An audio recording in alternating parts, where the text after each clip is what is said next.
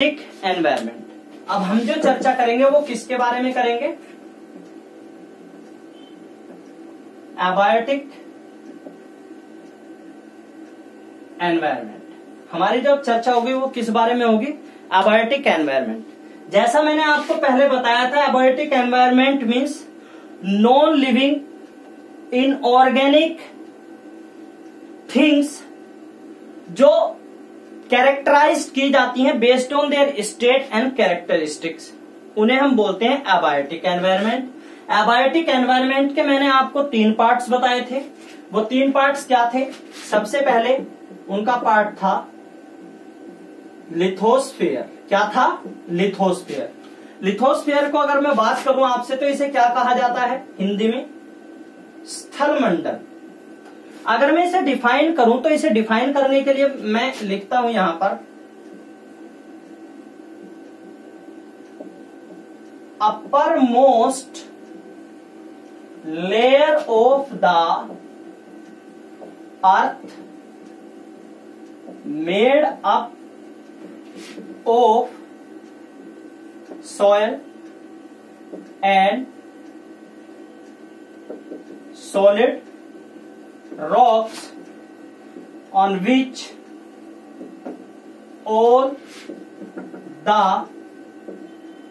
living and non-living organism habitat। Uppermost layer of the earth होती है जो solid rocks और मिट्टी से बनी होती है, जिस पर सभी लिविंग और नॉन लिविंग ऑर्गेनिज्म निवास करते हैं। ठीक है। अब ये लिथोस्फीयर क्या है? Uppermost layer of the earth है जिस पर इस समय हम हैं, दैट इज द लिथोस्फीयर। अब लिथोस्फीयर क्या है? लिथोस्फीयर की कुछ कैरेक्टरिस्टिक्स होती हैं। पहले तो इसकी अगर बात की जाए थिकनेस की, मीन्स मुझे पता है, मैंने बताया लिथोस्फीयर जिस पर हम रह रहे हैं।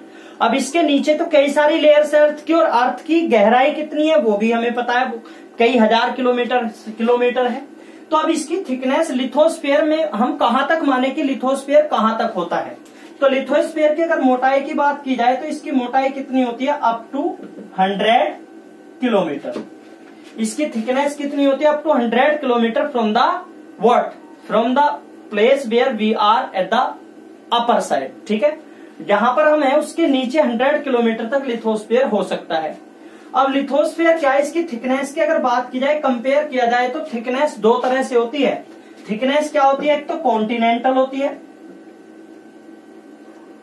एक तो होता है कॉन्टिनेंटल लिथोस्फीयर, और एक क्या होता है? Oceanic lithosphere. अब ये कॉन्टिनेंटल लिथोस्फीयर क्या है?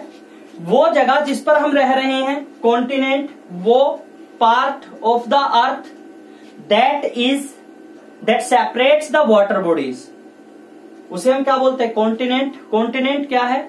वो जगह जो वाटर बॉडीज को, बड़ी बड़ी वाटर बॉडीज को अलग करता है, सेपरेट करता है, उसे हम कॉन्टिनेंट बोलते हैं, जिन पर हम रह रहे हैं। अब ये कॉन्टिनेंटल लिथोस्फीयर क्या होता है? जिस पर हम रह रहे हैं वो क्या है? Continental lithosphere. ठीक है। महाद्वीपीय लिथोस्फीयर अगर इसे इन अदर वर्ड्स कहा जाए तो यहां पर इसकी जो थिकनेस होती है वो मोर होती है। ज्यादा थिकनेस कहां पर होती है? कॉन्टिनेंटल लिथोस्फीयर में। बेसिकली समझिए आप। चलिए अभी 1 मिनट रुकिए। दूसरा ओशियनिक लिथोस्फीयर, इसमें यहां पर क्या होती है? थिकनेस लेस होती है। अब ये थिकनेस लेस होती क्यों है समझिए। मान लीजिए this is the lithosphere and this is what? This is the uppermost part of the earth. ठीक है। अर्थ ना कहकर इसे मैं क्या कह रहा हूं? This is the vote plane. ये एक प्लेन है, ग्राउंड है, प्लेन फील्ड है। ठीक है। इसके नीचे अर्थ है, यहां से अर्थ शुरू होती है। ये पार्ट कैसा है? कॉन्टिनेंट है। ठीक है। दूसरी ओर मैं क्या कहूं, यहां पर ये एक जगह है जिसमें ऊपर क्या है? ऊपर तो है ये वाटर, और इसके नीचे से स्टार्ट होता है ये part, that is the lithosphere. तो अभी आप बेसिकली आप समझिए, ये कॉन्टिनेंट, यहां तो लिथोस्फीयर की मोटाई कितनी है? इतनी। और ये कौन सी जगह है? ओशियन। ठीक है। तो ओशियन में क्या, इसके अपर के कुछ पार्ट पर क्या है, दैट इज द वाटर। और इसका लिथोस्फीयर कहां से शुरू होता है, यहां से। तो इसकी थिकनेस बेसिकली अगर कंपेयर की जाए तो इसकी तो थिकनेस इतनी है और इसकी थिकनेस कितनी है, इतनी। तो इसलिए मैंने कहा है, सॉरी, जो थिकनेस होती है कॉन्टिनेंटल लिथोस्फीयर में कैसी होती है, ज्यादा होती है। और अगर ओशियनिक लिथोस्फीयर की बात की जाए तो वहां पर उसकी थिकनेस कम होती है। नेक्स्ट टॉपिक हमारा है, लिथोस्फीयर में ही है वो भी। वो क्या है, डेंसिटी ऑफ लिथोस्फीयर। लिथोस्फीयर की डेंसिटी की अगर बात की जाए, इसके घनत्व की बात की जाए, तो यहां पर दो तरह की होती हैं, कॉन्टिनेंटल लिथोस्फीयर और ओशियनिक लिथोस्फीयर।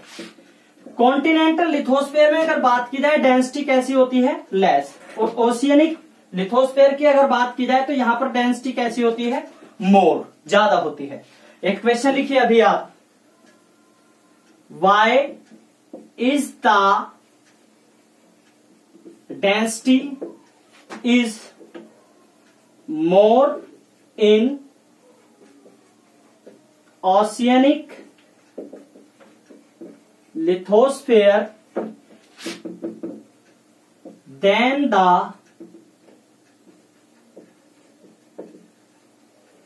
continental lithosphere. ये क्वेश्चन है आपके लिए। इस क्वेश्चन का आंसर आप मुझे जब वीडियो देख लेंगे, and I will send you the video, then after watching the video you have to give me the answer of this question. Okay, इस क्वेश्चन को लिख लीजिए बहुत ध्यान से। भी मैं छोड़ रहा हूं 1 मिनट के लिए, 30 सेकंड के लिए इसे छोड़ रहा हूं मैं। जल्दी देखिए, मैंने बताया डेंसिटी कॉन्टिनेंटल में लेस्ट होती है और ओशियनिक में मोस्ट होती है, ज्यादा होती है। वो क्यों होती है, इसका आंसर आपने देना है।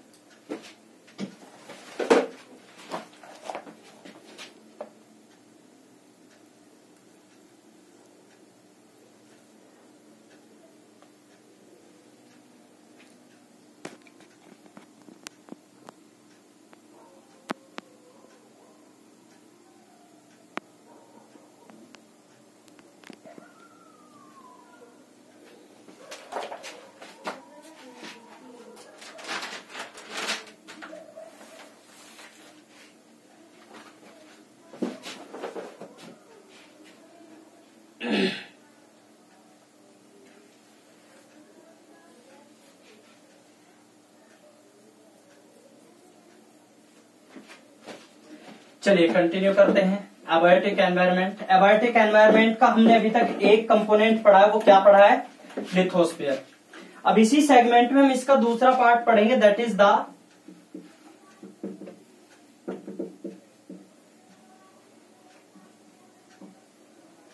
हाइड्रोस्फीयर। और इसे अगर मैं हिंदी में ट्रांसलेट करूं तो इसका मीनिंग क्या होता है, जलमंडल। क्या होता है, जलमंडल।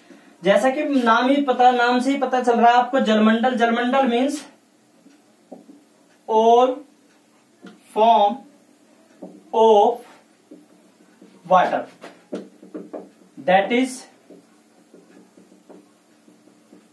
Liquid, solid,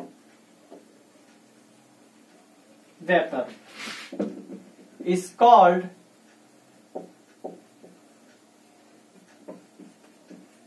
hydrosphere. ठीक है। लिक्विड की अगर बात की जाए तो ये कहां होता है, pond, seas, oceans, sorry, rivers, etcetera. ठीक है। दूसरा solid, ice caps, glaciers, etcetera. Iceberg भी अगर दूसरा नाम लिया जाए। वेपर की अगर बात की जाए तो क्या,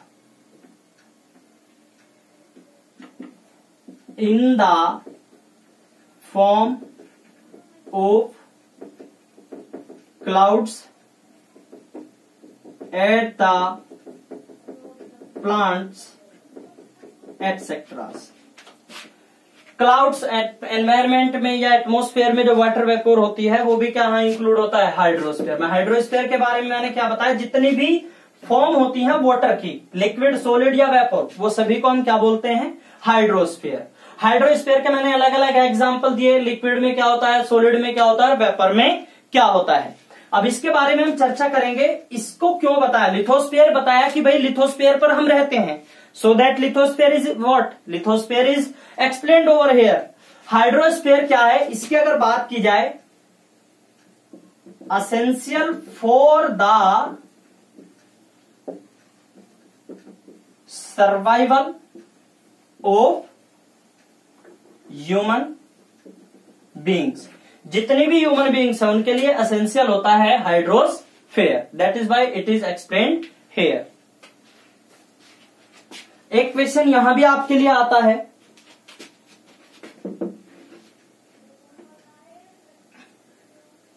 क्वेश्चन होगा आपके लिए यहां पर,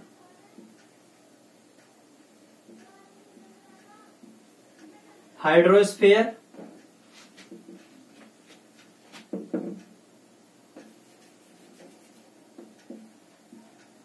write the component of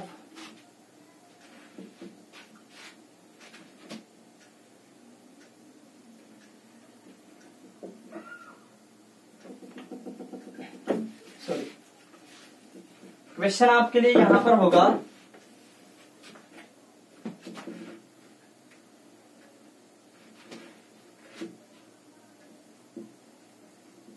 amount of fresh water on earth and saline water on अर्थ। ये क्वेश्चन आपके लिए, यहां एक क्वेश्चन और लिख दिया है मैंने। हाइड्रोस्फीयर में आपको बताना है कि फ्रेश वाटर की अमाउंट अर्थ पर कितनी है और सलाइन वाटर की अमाउंट अर्थ पर कितनी है, इन दोनों के बारे में आपको मुझे आंसर करना है आफ्टर वॉचिंग द वीडियो। चलिए नेक्स्ट टर्म हम यूज अपना करते हैं अभी। Next term is what, the atmosphere. Atmosphere क्या होता है, atmosphere is what, it is a mixture of various gases, dust particles and water vapor which make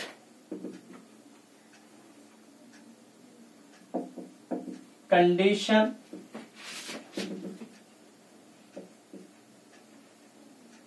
favorable on earth for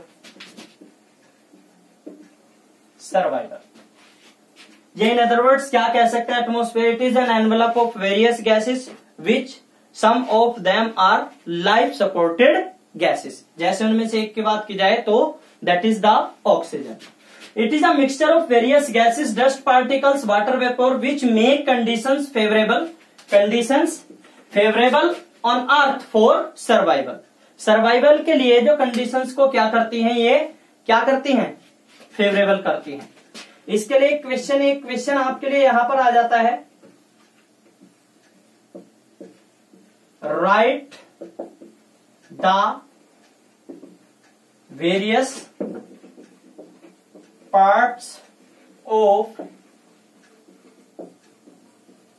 atmosphere. Right की जगह मैं यहां पर लिख रहा हूं, name the various parts of atmosphere. Atmosphere के जो वेरियस पार्ट्स हैं आपको उनके नाम लिखने हैं।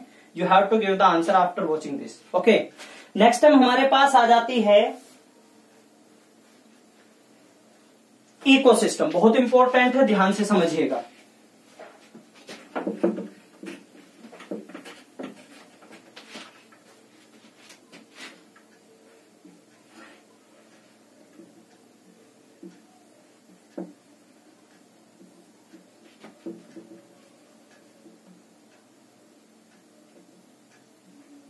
इकोसिस्टम, इसे हम पारिस्थितिक तंत्र भी बोल सकते हैं। ठीक है, तो इकोसिस्टम क्या है basically?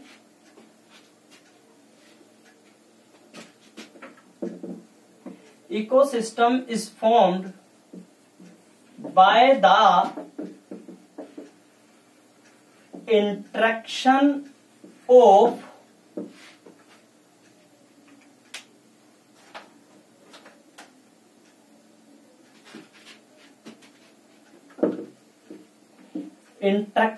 between all living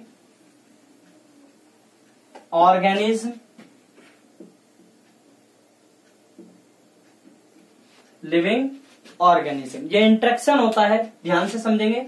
ecosystem is formed by the interaction between all living organism that are interdependent and interlinked with each other and their physical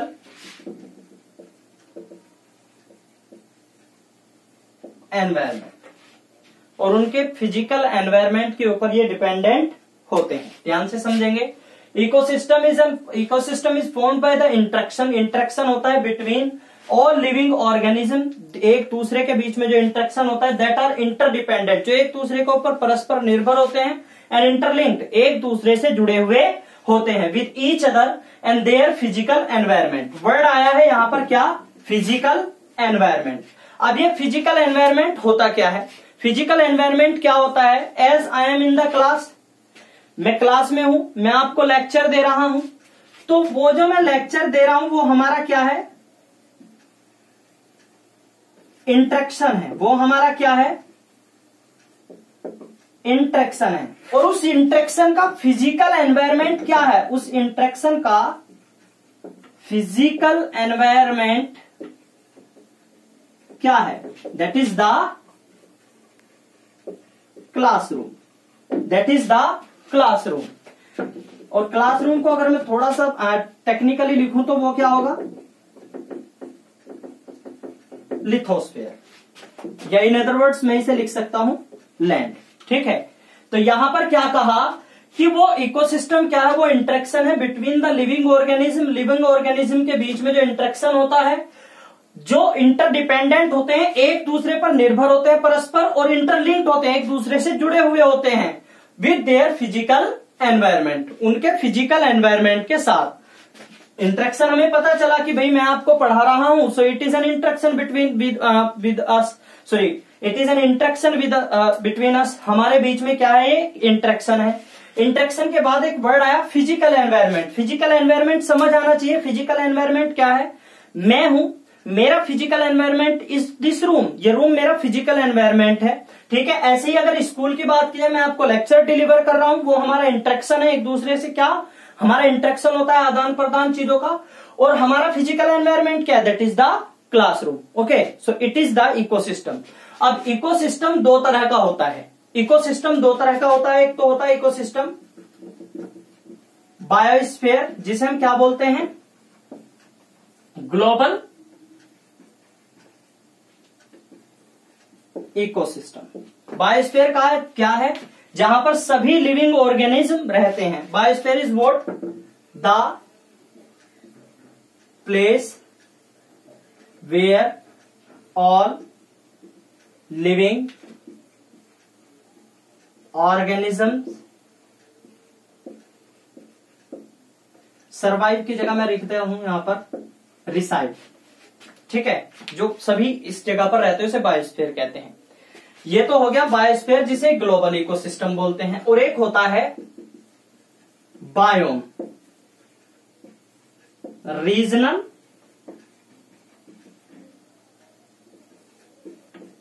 ecosystem. अब ये रीजनल इकोसिस्टम बायोम क्या होता है, इसे समझेंगे ध्यान से।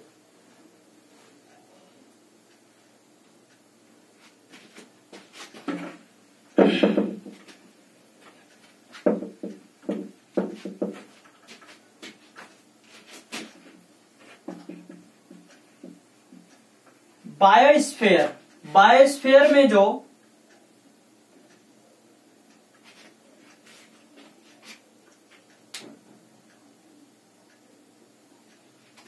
बायोस्फीयर में each natural habitat has, habitat जैसे अगर बात की जाए forest, desert, ponds with their community. ध्यान से समझिए, बायोस्फीयर क्या है?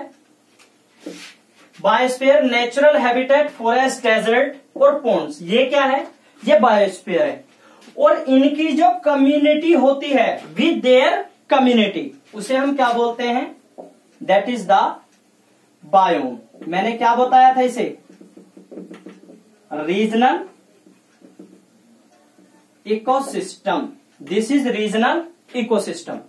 सो biosphere each natural habitat, habitat जो होता है बायोस्फीयर का, फॉरेस्ट हो गया, डेजर्ट हो गया, पॉन्ड्स हो गया। अब इनका जो कम्युनिटी है, फॉरेस्ट की कम्युनिटी क्या है? फॉरेस्ट की कम्युनिटी, उसमें प्लांट्स होंगे बहुत सारे, उसमें अलग अलग तरह के जंगली जानवर होंगे, उसमें क्रीपर्स होंगे, उसमें फ्लाइज होंगे, मेनी ऑफ द थिंग्स। तो फॉरेस्ट का अपना जो कम्युनिटी है उसे हम क्या बोलेंगे? बायोस्फीयर। बायोस्फीयर नहीं बोलेंगे, बायोम। क्या बोलेंगे? बायोम। और बायोम का दूसरा वर्ड क्या है? That is the regional ecosystem. Ecosystem दो तरह का होता है, ग्लोबल इकोसिस्टम और रीजनल इकोसिस्टम। ओके, चलिए आगे चर्चा करते हैं। लास्ट टॉपिक है हमारा इस लेसन का,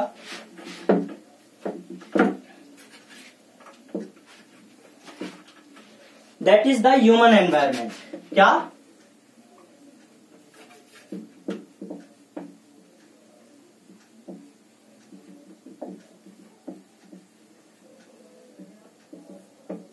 ह्यूमन एनवायरमेंट। अब ह्यूमन एनवायरमेंट क्या होता है?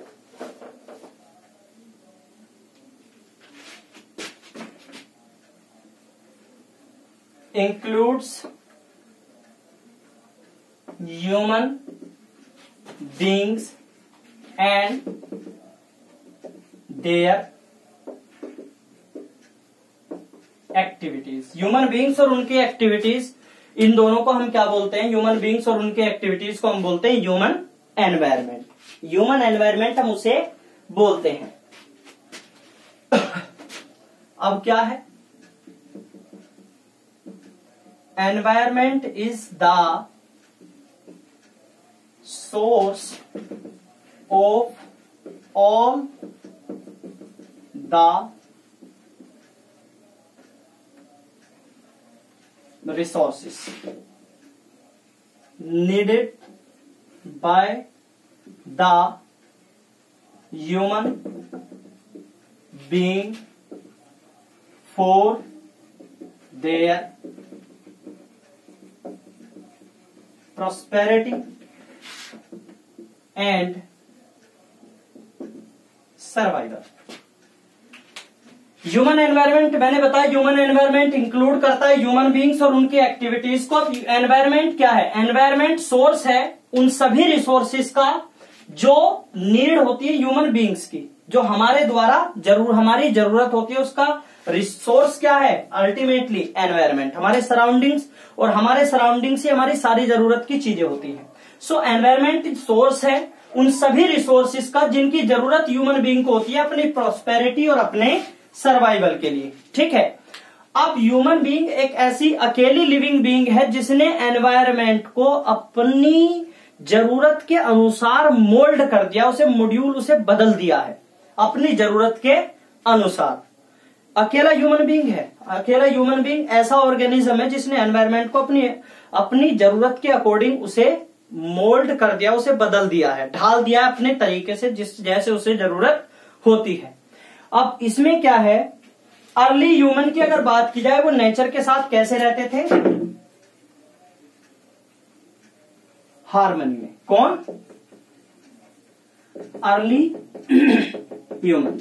जो हमारे पूर्वज थे अर्ली ह्यूमन, वो नेचर के साथ हार्मनी में रहते थे, बिल्कुल शांति प्रिय रूप से। धीरे धीरे हम डेवलप्ड हुए, एग्रीकल्चर सीखा, अर्बनाइजेशन हुआ, तो क्या हुआ, फॉरेस्ट को काटा गया, बहुत ज्यादा नुकसान हमने किसे पहुंचाया, दैट इज द नेचर को हमने क्या किया, बहुत ज्यादा नुकसान पहुंचाया। और समय के साथ अर्बनाइजेशन, डिफोरेस्टेशन, ये सारी की सारी टर्म्स हमारे बीच में आ गई। अब आगे चर्चा करते हैं ह्यूमन एक्टिविटीज। हम लोगों ने क्या किया, फॉरेस्ट को क्लियर किया बहुत सारे। तो हमारा जो ह्यूमन एनवायरमेंट है, कहीं ना कहीं that have put a question mark on its ability. क्यों, क्योंकि हम अपने आप को नुकसान बहुत ज्यादा पहुंचा रहे हैं। So it is explanation of lesson number 1, our environment. If you have any doubt kindly leave a message, I will make that clear. Okay, all the very best, wish you all the luck, stay home, stay safe and listen one thing, जो आपको work दिया जा रहा है उसे sincerity से करिए, as this time is going to be prove a turning point in your life. Okay, all the very best, wish you all the luck, thank you.